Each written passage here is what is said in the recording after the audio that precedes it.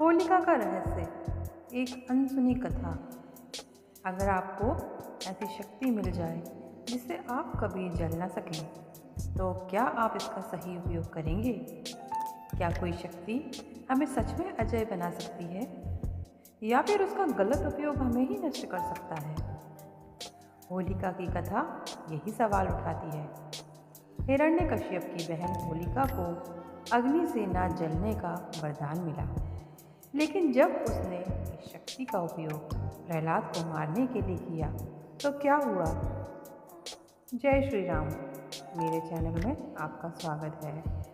अगर आप चैनल में नए हैं तो चैनल को सब्सक्राइब कर दीजिए और बेल आइकॉन को प्रेस कर दीजिए ताकि आपको आने वाली कहानियों का नोटिफिकेशन मिल सके। प्राचीन काल की बात है।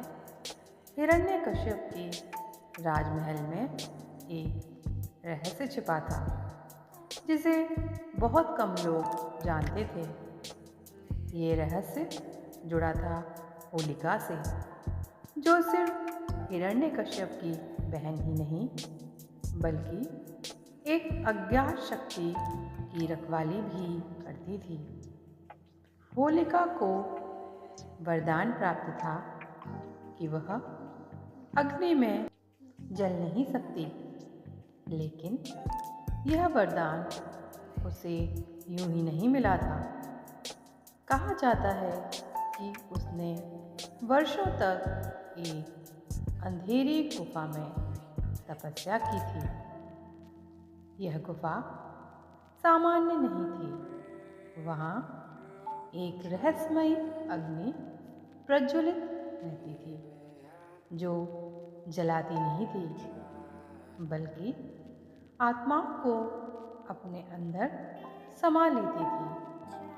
एक दिन जब होलिका गुफा में साधना कर रही थी तो वहाँ एक आकृति प्रकट हुई। यह कोई साधारण देवता नहीं था बल्कि अग्नि तत्व का एक प्राचीन संरक्षक था।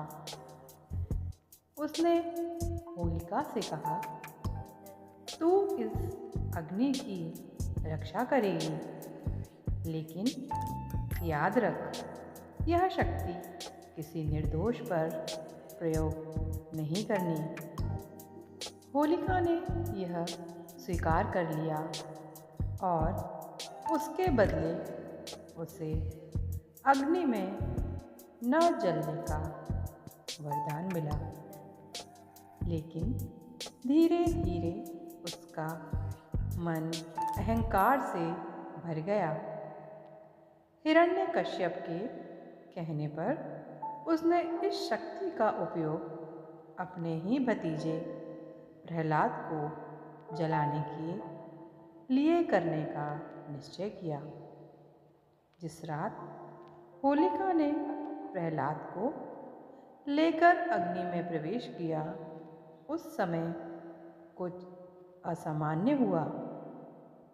जैसे ही उसने निर्दोष प्रहलाद को अपनी गोद में बैठाया,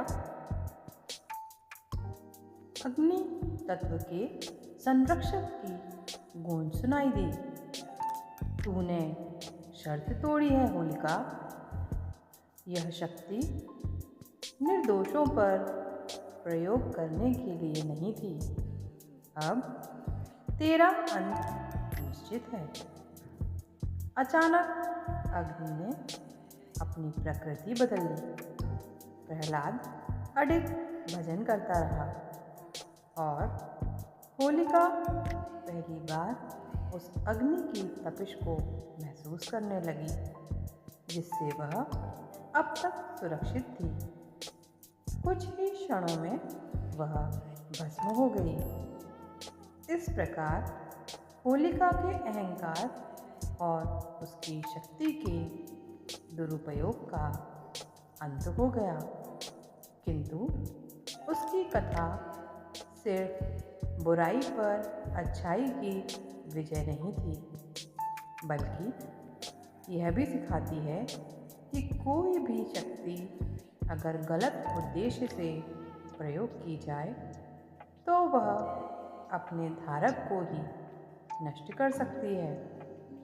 आज भी जब होलिका दहन होता है तब यह केवल प्रतीक नहीं बल्कि एक चेतावनी भी है। शक्ति का दुरुपयोग विनाश को निमंत्रण देता है। कहानी देखने के लिए धन्यवाद।